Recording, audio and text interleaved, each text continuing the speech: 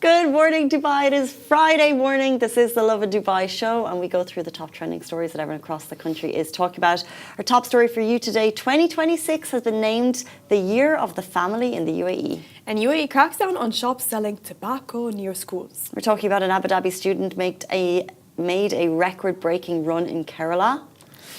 And later on the show, we're going to be joined by Ervin Ozaka, who turned his life around and is running 890 kilometers very soon through Qatar, Bahrain, and UAE. So amazing. We also have a giveaway on the show today. It's a cutesy innovation brand that will help you dry faster in style. That's going to be happening very shortly as well. And today's Upper Weather Report, it's mostly sunny with temperatures ranging from 22 to 32 Celsius. Okay, so I had about 9 hours sleep last night. How many hours sleep did you have last night? Oh no, I slept a lot because I was having the shivers. I feel like I'm catching the flu. Oh. Okay. So you know when your bones start hurting you?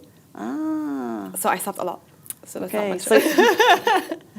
I did my hair care routine though before I slept, so that's something. Nice. It takes time. So you weren't that untold?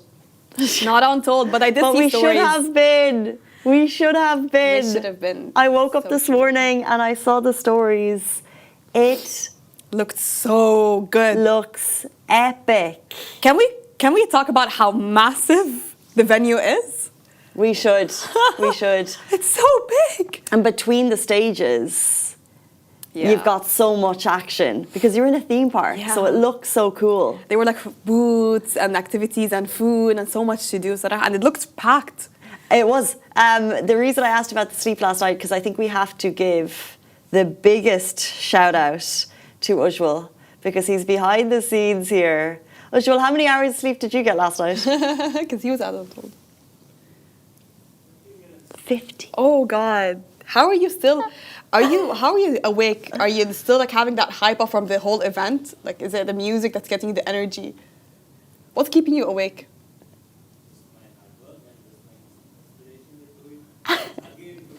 Do it again today. Ooh, hey. Sorry, I'm like obsessed with getting a good amount of time sleep. I just need. Yeah. But so Ujjwal said they got home at 3. Oh, okay, God. but rather than I just have to call you out here. Rather than going to bed, he went for some food. Oh, I do get him because after every concert I have to go eat. You have to. Yeah, but eat on the way home. But if you're driving, Were you driving, Ujjwal?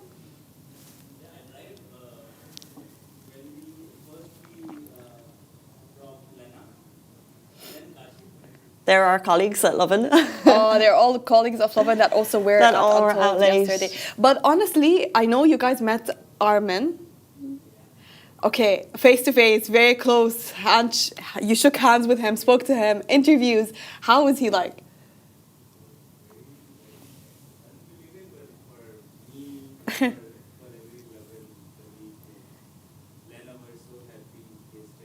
Yeah, she looked happy. Our Lovin Abu Dhabi crew.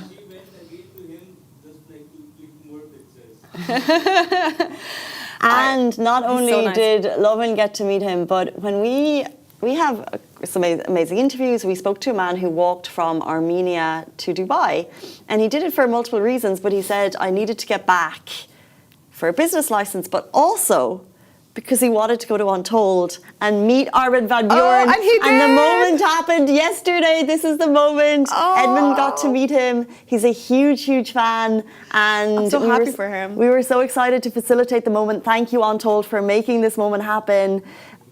Oh my God, it's so goosebumps. cute. You know, I feel like this is how I'd react if I met Sabrina Carpenter. I really want to meet this woman. I don't think I'll be so composed like him. He looks so composed.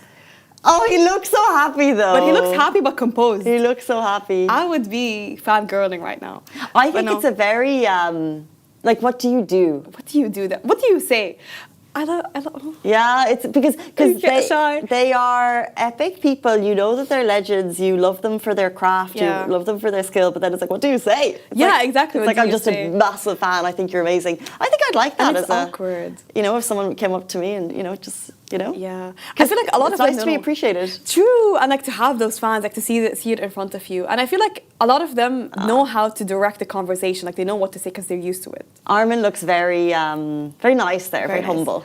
I met him last year. We did an interview with him as well for the Seven Wonders. He is such a nice guy. Yeah. Oh God, this man, he's so nice. He's so easy to talk to, you know, and he's yeah, for example, if you ask him to move a little bit, he doesn't care. Like if you ask him to move to 5 kilometers, he doesn't care. He's like, where do you want to do it? He's trying to make you feel comfortable, you know. Wow. He's such a nice guy. That's so nice. It's rare to see like people like that. If you nowadays. want to see the stories from Untold, check our stories. Keep an eye on our feeds today. It's 4 days. Huge events. Ujjwal on Monday is going to crawl in. Are you working on Monday? Line manager, like have If you're some line sympathy. Have some sympathy. Ujjwal is going to crawl into the office, like press the on button and just... It's so much fun. The stories looked so good. You've given me massive FOMO to go down over the next 3 days. Dubai Parks and Resorts.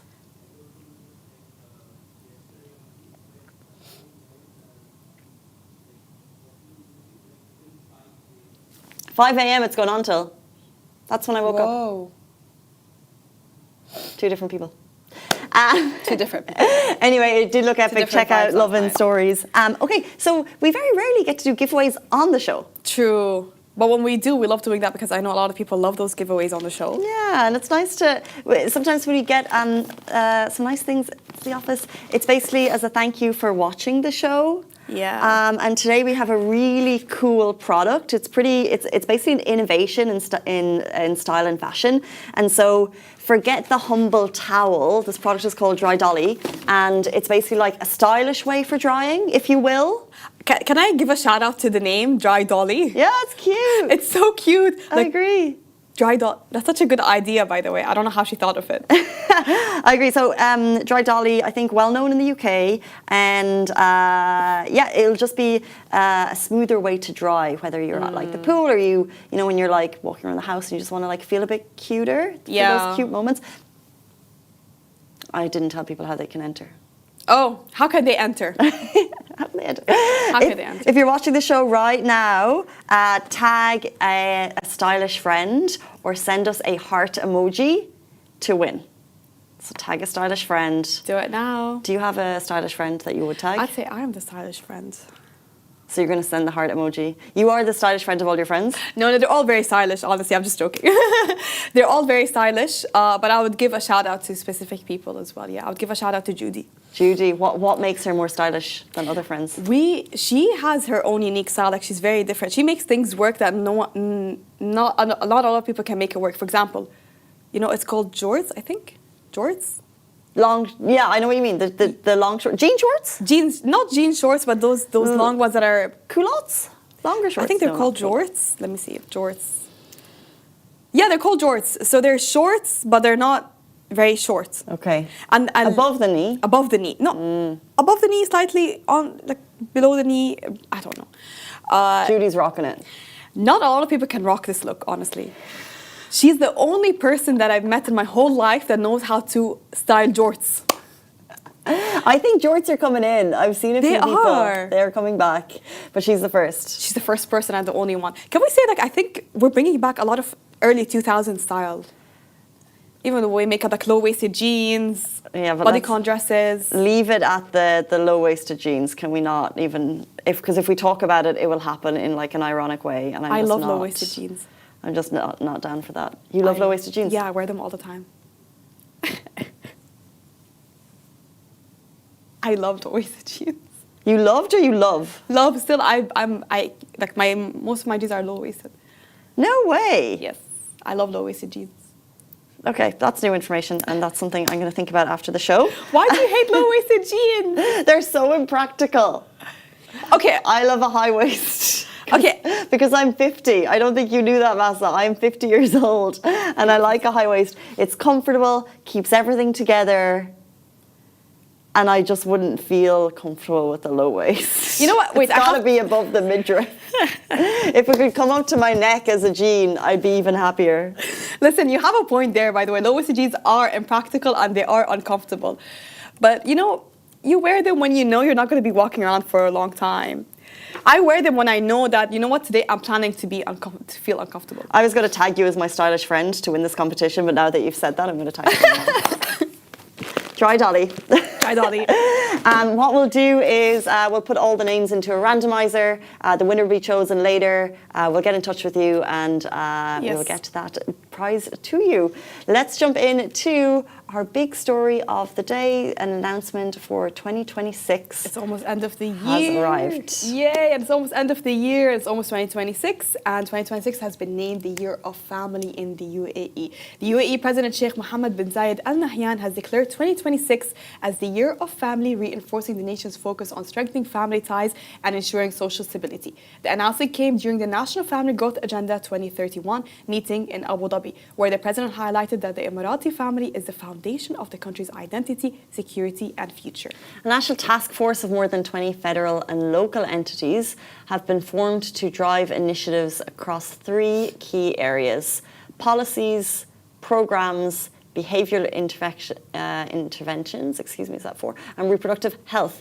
The agenda aims to enhance family growth, preserve Emirati values, and promote cooperation and harmony within households. Sheikh Mohammed stressed that nurturing strong families is shared responsibility across government, private sectors, and society, calling on all institutions to play their part in supporting the UAE's vision for a cohesive and prosperous community. This year was Year of Community, next year's Year of Family. This year was the Year of Community. Yes. Lovin Dubai held the Lovin Dubai Community Award. Yes, what a way to do it, Tandem. Saraha. And so would we do the family awards? No, we would. But I do... Bring your kids to school, to work day, you know? to promote family. It is a really nice endeavour when, you know, the world is going one way in terms of working and achievement and success and everything, and it's like, well, what really matters? Like, what is your values, and like, what is the most important thing to you? For me, it is family, and that is all that really matters. And so how amazing that the country is like, let's focus on that. Yeah, and I can't wait to know what initiatives are going to take place next year, because this year a lot of things took place. The Year of Community, we had biking activities, more donations, things, more charity work, more volunteering work open for people, communities for everything that you want. For example, if you like to run, if you like to walk, if you like to bike, you had it all accessible this year. So I can't wait to see what's going to happen next year. But this whole thing with declaring years started from 2015, and 2015 maybe we should go through every year. So starting from 2015, it was the year of innovation. Okay. And I feel like this is the year where Dubai became, you know, more and more globally known as the hub and where people would want to move. I think this is the year we're established, you know, UAE as a hub. And 2016 is the year of reading. Oh, yeah. Do you know this huge library that is in front of DFC? That always has like it's so nice. The Mohammed bin Rashid Library? I think it's this one. Yeah. Oh, of course, the one that looks like a book open. Yes. The massive one. Yeah, of course. Mohammed bin Rashid. Oh, God. I always say I need to visit this, but I've never visited this place. Maybe but it looks so cool. This is your reminder. Yeah, this is my reminder to do it. 2017 is the year of giving. I remember it well. You remember it well? Mm-hmm. What did you do that year? I remember all of the years well. The year of giving, I can't remember specific acts, but generally throughout the year there are initiatives which encourage giving. What the year is. Yeah. 2018 was the year of Zayed, and 2019 was the year of tolerance. I remember 2018, the year of tolerance, very, very, very, very well. I don't know why the year of tolerance stuck with me for years. I think it's because it's amplifying maybe it's because it's amplifying something that's already prevalent in the city, and actually tolerance is such an underlying theme in the city, and maybe that was the time when someone kind of was like, hey, like, we're a really tolerant city. When you look at what happens around the world and in different cities, and there's so much hate in societies and communities, and you don't have that here. Exactly. And maybe it was finally the time that we're like, oh, we're doing pretty well. We're a year of it, exactly. And I feel like here we welcome a lot of nationalities, different backgrounds, different cultures, and we all like it's so normal for us. Like, this is how I grew up. I grew up in such an international city. I have access to all nationalities. And it wasn't something like, you know, it's new to me. It was just part of life. 2020 is the year of preparing for the next 50. That's a nice one. And it was the year of Expo also. 2021, year of the 50th. So the start of maybe declaring something new. 2022, year of distinction and presidents. 2023, year of sustainability. 2024, year of sustainability but extended. 2025, year of community, and 2026, year of the family. More on that will be on our feeds, no doubt. It's always a big announcement, and we're excited to bring that news to you. Let's jump in to our next story. So UAE cracks down on shops selling tobacco near schools. Authorities in the UAE have closed 2 shops and issued 61 warnings after finding tobacco being sold near schools. The Abu Dhabi Registration Authority discovered 18 violations, including displaying tobacco at checkout counters, offering home delivery, and selling to minors. Over the first 10 months of 2025, inspectors carried out more than 1,600 field visits and 21 inspection campaigns to ensure businesses follow the law and keep communities safe. ADRA's Director General Mohammed Munif Al Mansouri said the crackdown shows the authorities' commitment to protecting students and promoting fair business practices, adding that the small number of violations proves most shops are complying thanks to ongoing awareness efforts. How is that even possible? How is that even happening, selling to minors? I would like on a moral level for those store owners. Because you know what, I know a lot of, we can't technically always blame those sellers and the people that are selling for the minors, because those minors, those pesky minors, they know how to maneuver their way in. They know how to get those IDs. They know how to, just give a fake age. But still, I think... Yeah, I had a fake ID back in the day. Yeah, I think we all did. And I'm sitting here and oh, those minors. those pesky, wily minors. But I remember there was, and back in our school, there was heavy inspections for cigarettes and smoking and vapes. We used to get... Was it a problem? It was an issue, yes. It's a big issue in schools. So we used to get, without any warning, suddenly they'll start checking up and they'll always find cigarettes or vapes or in the students' bags. But we used to have, constant checkups. The vapes are such a sad thing because they became so prevalent and they're so unhealthy. Yeah. And a parent, we've spoken about this on the show before, if a child is going to do something, they're going to do it. It's so hard to... Yeah, for parents to say, don't do it, it's not good for your health. And so authorities taking such strict action against even having the stores near the schools is so important, because if the schools aren't able to, even though, as you said, they're cutting it out, if the parents aren't able to, it needs just all round it's easy access if it was next to the school, they just have to walk 2 steps away. Okay, we have a next story about this person does not vape, right? Because it's an Abu Dhabi student. We're talking about schools in Abu Dhabi. We're jumping into a story about an Abu Dhabi student who made a record-breaking run in Kerala. Before we get to his time, Masa, Ujwal, maybe Sami. Sami, you'd be able to sprint. How quickly could you run 100 meters? Don't put me on the spot like that.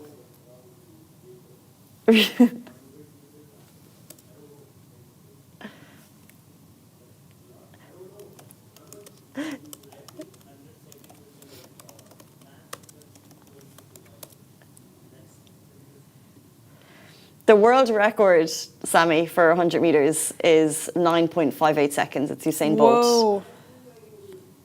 50. Whoa. I don't know. I think I can do 30 seconds. I'd say 22. Yeah, 30 seconds for me, because I don't like running.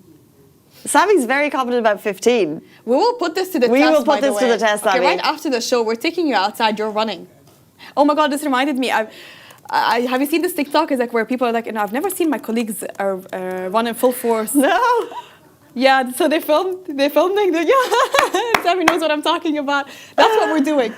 Yeah, and it was so they were filming their colleagues running in full force. Oh, that's so fun. We have a warehouse type setup, and there's an easy 100 meters out there. I'll tell you though, Sami might hit that target. A common time for running 100 meters is 15 to 17 seconds, but every point of a second matters, which is why What's Fun Week Joshua, who is a grade 8 sprinter from Model Private School in Abu Dhabi, clinched a silver medal in the 100 metres, clocking in at 12.17 seconds. Look at him, there he goes, at India's largest school-level sports competition. According to Gulf News, UAE schools completed as the 15th district alongside Kerala's 14 districts, and 13-year-old Savannah sprinted straight into the record books. To celebrate his incredible achievement, the school held a march, imagine a march, past and present cultural performances in his honour. So well deserved there. Well deserved. 100 metres. We should ask Everin Oska, who is our guest coming up, how quickly he can do 100 metres. Yeah, we should ask him that. Can he? I think he probably can. What could you do if you think if it's 15 to 17 for the average man? Usain Bolt can get it in 9.58. This 8th grader got it in 12 point something. What do you reckon you could? 30. Yeah, I would say as well. I'm not fast. I can't run. I hate running, actually. I like walking. I like walks. I like long walks. I can walk for 2 hours. But running and sprinting, not my thing. I'd love to. Can you run? No, I jog very slowly. Oh, okay. I'd love to race against the office, though. I think it sounds fun. We will do that. I'm putting Danny out to the test because he sounds so confident. I think I could beat Ujjwal today because he hasn't slept. But that's the only reason. Let's ask Everett Oska how quickly he can run 100 metres and also how his life turned around one ultramarathon at a time. He's going to be joining us back on the show very soon. Please stay tuned.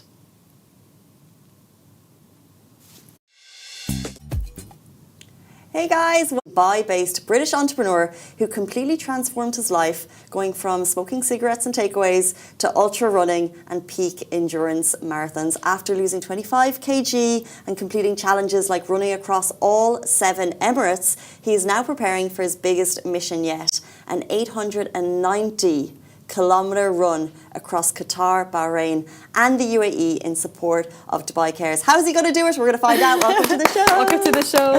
Thank you. So it's funny, we had a bit of a tie-up in the stories that we were just talking about. We were talking about kids smoking and then we jumped into an 8th grader in Abu Dhabi who can run 100 metres in 12 seconds. So this is like a combination of those two stories. Yeah. When they all come together, we bring you. Yeah. How fast could you run 100 metres, Everin? Oh, not very fast at all. Yeah, I'm not very fast, but I can just keep going for a long time. How long can you keep going? A long time. I think the furthest I've ran probably is the Emirates, which I've already done, which was 5 days, just under 6 days. Wow. And ran on a treadmill for 4.5 days. So, long time. Yeah, okay, fair enough. Yeah. That's okay then. And you're about to run 890 kilometers across Bahrain, Qatar, and UAE. So how did this idea begin? Yeah, it was interesting because when you guys were reading it, I was like, I sort of forgot about it because there was so much like training and like paperwork and stuff and getting ready. But then when you was reading it, I was like, oh, yeah, I've actually got to do that now.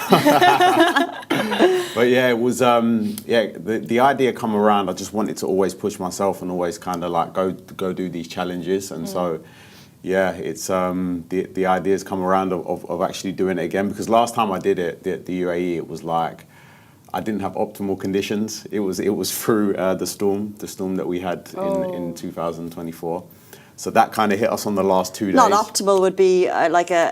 Not optimal at all, yeah. So, a humble way of saying it, yeah. Held us back a lot, so we thought, okay, let's do it again. And then we're throwing Qatar and Bahrain into the mix as well. So, yeah, it's going to be interesting. Why Qatar and Bahrain? Just because those are kind of close to home countries. We want to do like a little bit of a GCC tour. So, yeah, Qatar is there to be done, and Bahrain I don't think has ever been done. We've done some research. I don't think anyone has done that before. So, hoping to be the first person to do that, and then obviously the first person to do kind of all 3 within this like restricted period. Okay, Yeah. we'll get to the physical side soon, but just tell us about the process. Like, how does one even go about planning this type of epic marathon run that hasn't been done before? I mean, it's there to be done. I mean, there's not really that much that goes into it. I mean, obviously, when you're trying to do a record, then you've got to like apply for all the permits, and you've got to apply for the Guinness or the FKT, whatever you're going to do. And yeah, then it just becomes about the training really, and just getting in that mileage, getting in, making sure that your body is kind of ready to go through it, and yeah, just getting ready to go. But support vehicles, insurance, you know, just checking that the country is okay with what you're doing. Yeah. How does that work? That's the hard part, actually. I mean, the running part is the easy bit. It's like the crew. The crew is the one that's got to like handle everything and like make the food and make sure that we're on the right path, and that all I've got to do is go out there and run. But yeah, it takes a lot of extra time, you know, getting permits and getting the vans. But we've got some great partners on board which are helping us out. So that's definitely helped. Yeah. So for someone that doesn't run at all like myself, okay, how would you explain the 890 kilometers ultra challenge? Like how does it really feel? How does it feel going out there and doing it? Well, it's similar to what I said. Like when you say it like that, and you say, oh, it's 890 kilometers, and it's like it's this country and that country, then it sort of feels a bit daunting. So all I'm thinking about, like right now, is the first one's going to be in Qatar next week on Thursday, and all I'm thinking about is being there and then doing that first 10K and then seeing how I feel. Yeah. So it's all about like breaking it down, because if you think about how far there is to go, similar to anything in life, then it's like similar, like we touched a little bit on my background about, you know, smoking cigarettes and stuff. When you think, oh my God, I'm never ever going to smoke for the rest of my life, that's really daunting, and that's why a lot of people, I think, fail. But when you think, okay, I just don't have to smoke today, or I just don't have to smoke this afternoon, then you can sort of get through that, and then it's a little bit more kind of breaking it down into these little bite-sized chunks, I find definitely helps. Okay, I really hope in that first 10K you don't hear me shouting 890 kilometers in a year. But how long, what's your timeline expectation, and what kind of rest do you get? So what I'm going to be doing on the Qatar run is, the Qatar run is 190K, so I'm pretty much going to do that non-stop. So there'll be little breaks in between, but there'll be no sleep and there'll be no kind of, I'm just going to do that straight away. Wow. So, that's probably going to take anywhere from 22 to 24 hours, hopefully, if all goes according to plan. And then we're getting straight on a plane to go to Bahrain, and then I'm going to knock that one out, hopefully, in about 6 or 7 hours, because that's only, I think it's 60K. Yeah. So we're going to do that one, and then I've got 9 days of rest. So in that 9 days, it's all going to be about recovery, you know, getting my body back, hopefully to 100%. And then the UAE going to try and do in 5 days. So, and then there's going to be 4 to 5 hours of sleep during that time. So every day, just trying to knock it out as quickly as possible, 130K a day, sleep for 5-6 hours, and then keep going. UAE is the biggie. Yeah, UAE is the big one. What type of food would you eat during that? Like, is it fluids, liquid food? What type of food? Like oats? I don't know, heavy foods, eggs? It's pretty much like on the first couple of days, you're kind of trying to have what's optimal, but then after 3 or 4 days, then it's pretty much whatever you can stomach, because you're just burning so many calories, and you're never gonna, because you're burning anywhere from like 600 to 1,000 per hour. You're never gonna be able to eat that much, so it's all about trying to replenish as much as you can. Yeah. So I've got my own nutrition company, and we use a carbohydrate drink that has electrolytes as well. So I'll be taking liquid calories, but then I've partnered up with a company called eJabby as well, and they're going to be providing me with, you know, food and just anything I can stomach really. So Wow. You've come in here and you're really casual about the whole thing. But then when you mention the distances and the team that I know was there, it's a flat mountain, right? You've got this huge challenge ahead of you. And personally, what's your why that gets you through every single kilometer? Well, for me, it's about staying on track and being a role model for my kids. That's the main thing, and for my family, because I lived a very different lifestyle before where I wasn't a very good role model. So that's kind of like the base of what I do. And these challenges are kind of like, they're a means to an end. I don't really care about the actual records or the challenges. But when I set these goals, then it's like the training that goes into that, and it's the staying accountable. That's the main thing that I take away. And I've become more resilient, then I can be better in my businesses. I can show up better for my kids and my family. So that's what it's all about. And that's, I think, the most valuable thing, because going out there and doing this stuff, it's nice, and breaking records is nice and stuff, but ultimately, they send you a piece of paper and it's nice, but I don't even know where any of that is. I don't know where any of my medals are or any of my trophies are. They're not really important, but that process that you go through in order to become more resilient, that's what's valuable to me. But why would you say you weren't a good role model? Because I was just, smoking every day, drinking every day. I was 25, 30 kilos overweight. So yeah, I just wasn't living a good lifestyle at that point. And I would justify it because I was successful at business. I had some success. I was just like justifying it, saying, well, okay, it doesn't matter because, you know, I can do all this stuff. You know, I'm not, you know, it was kind of telling myself a story about why it was okay, but ultimately it wasn't okay. And I wasn't living my best life. Do you feel like the same person back then would have been able to run an 890 kilometers? Well, yeah, that's how I got into it. Really, it was basically when I started and when I wanted to make a change, there wasn't really much out there for me to do. So yeah, I kind of just jumped straight in and started doing these long races. Yeah. Yeah. Maybe drinking and smoking every day is an extreme. I'm not sure for people watching if it is or if it isn't. But for you, it sounds like it was an extreme. And so I wonder, what was the turning point that really made you change? Because I think sometimes we're all rushing. We all want that turning point of like, how can I go to the gym? How can I start running? How can I do this? So for you, what was your turning point? For me, it was just hitting that rock bottom moment. And yeah, I think I was lucky in a way because it was so bad that I had to make a change. And I say that I was lucky because if you're kind of, as you said, if you're like kind of just in the middle and like, you should be making more healthy choices and, you know, you're a little bit kind of, then it's less likely for you to make a change. But because I was so bad, it kind of, it got to a point where I had to. So yeah, I guess it was just bouncing back from that moment, because the moment I realized that it was going to affect the relationship that I had with my kids, and now there's other people involved, because it's one thing like ruining your own life, but then when you've got kids that are ultimately looking up to you, then you've got a little bit more responsibility involved. So yeah, I'm sure there's. Well, we have to give you some credit for acknowledging that, by the way, because a lot of people don't have that click and not a time for me to wake up. But if for someone that wants to change but is so into that lifestyle that it's so hard for them to break free, what motivation tip would you give them? I think, like, for me, I can speak, it's like, what it was for me is looking, not doing it for yourself, but doing it for other people, doing it for your family, doing it for your community, doing it for your co-workers, whatever it happens to be. Kind of getting out of yourself and realizing that it's for a bigger purpose, because that's what sort of motivates me a little bit as well. Like when I get messages from people that say, "Oh, you inspired me to run a marathon or to do a 10K."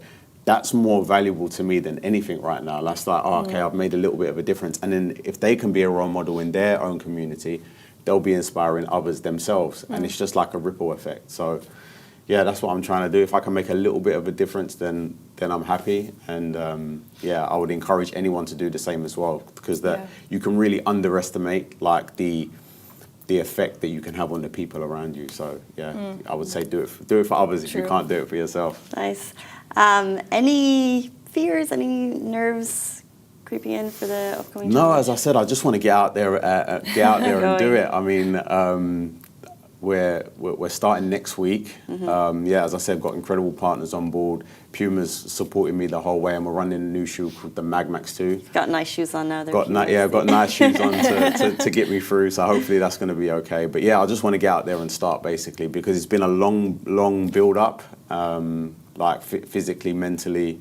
So yeah, I just want to get out there and start right now. It's time. Yeah, it's time. It's time. I'm excited. And so, to finish off, you'll start in Qatar, on to Bahrain, and then to the UAE for the last leg. Yeah. For anyone watching, is there an opportunity for people to support any kind of road standing? People can, wave flags. Yeah, there is actually. So Puma's going to have a nitro van. So that's going to be at the start. We start in Fujairah.